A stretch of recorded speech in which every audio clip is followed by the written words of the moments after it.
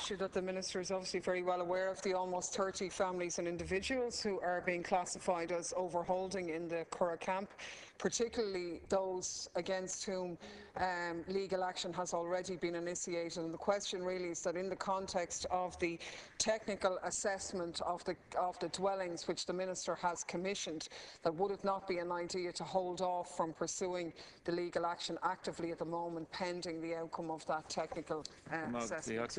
Minister. Well, firstly, can I say I welcome the recent meeting that Deputy Daly and Deputy Wallace had with officials from my department on the issue, and I hope that the exchange of views and the explanations given were helpful and worthwhile from their perspective. As I said previously, military personnel are obliged under Defence Force regulations to vacate married quarters within 21 days of retiring, being discharged from military service. The term overholder is used to describe former members of the Defence Forces and their families who refuse to leave married quarters when obliged to do so. The situation of overholders continuing to occupy married quarters is no longer sustainable. Measures to resolve this are being progressed. Properties located outside barracks are offered for sale to the occupants. Those that are located within the barracks, such as the Curragh camp, are not for sale for security reasons.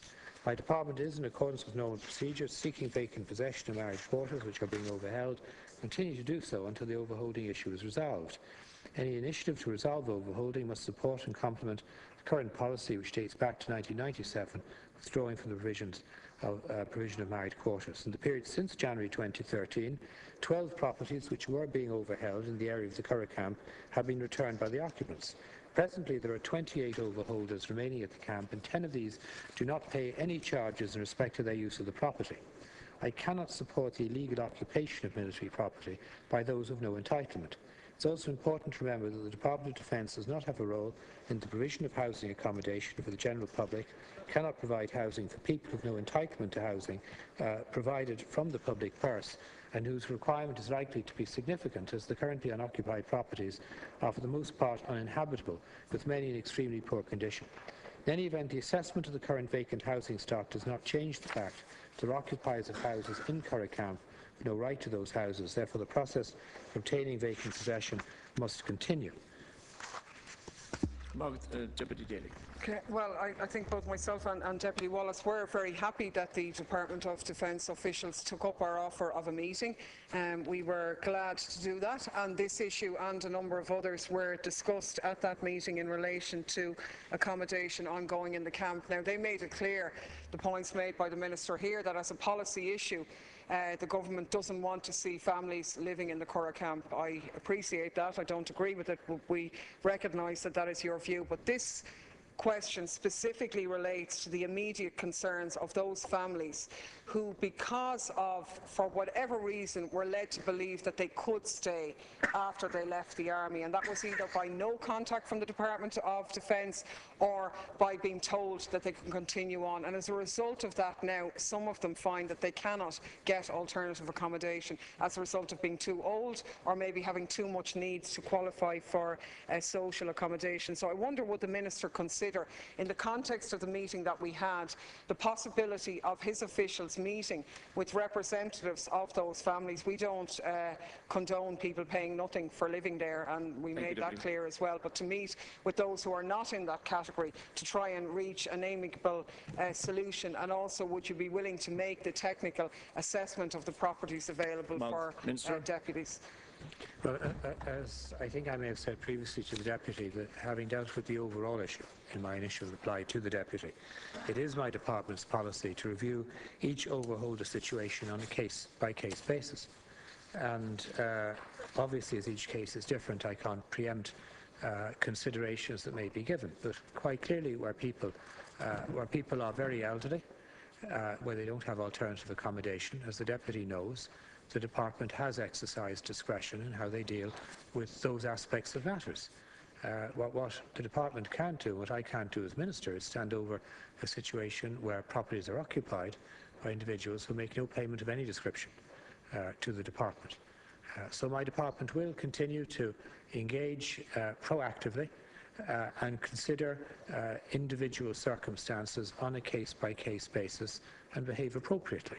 I can't put it any further, Deputy, than that.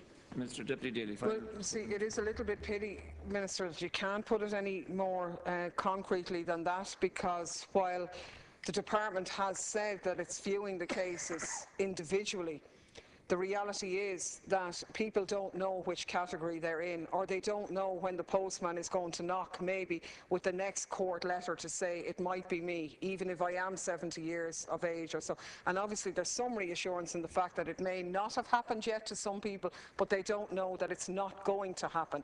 So what I would ask is that there would be maybe a positive engagement, accepting fully that nobody here and nobody we've talked to in the camp condones people not paying or making a contribution in accordance with their means. That's not what this agenda is about, but it's about the very real circumstances of people who have tried, who have played by the rules and who have nowhere else to go, and actively engaging with them while recognising that individuals are different and need to be treated differently there. If there's a will to take up that offer, if you like, of engaging in a constructive way, would the Minister make his officials available to meet representatives of the group of residents to try and progress that, while recognising that everybody is different? Minister. Well, I think, Deputy, it's been the practice to meet, where appropriate, individuals who are occupying the houses, as opposed to some nominated representatives. But I want to emphasise what I said to the Deputy, that individual circumstances will be carefully examined. The Deputy is well aware, as I am, so there are some individuals occupying these houses who've been there for very many years, who are quite clearly, to use the phrase, it's a phrase I don't like either, but it's a euphemism or an abbreviated way of describing people, to meet overholders and consider their individual circumstances. Now, insofar as there are very elderly people who may be living in a general state of stress and uncertainty, I have no difficulty discussing that further with my officials. I'm aware of the fact that both Deputies Daly and Wallace raised that issue, I think, in the conversations that they had with officials. And the deputies can be assured that issues of that nature are not being ignored. But I also have to be careful to ensure that people who do occupy premises in the Curragh meet their rental obligations, and that in circumstances where there are legal obligations to vacate, that nothing is done ultimately to prejudice the position of the state and the state's right to have those properties returned to it.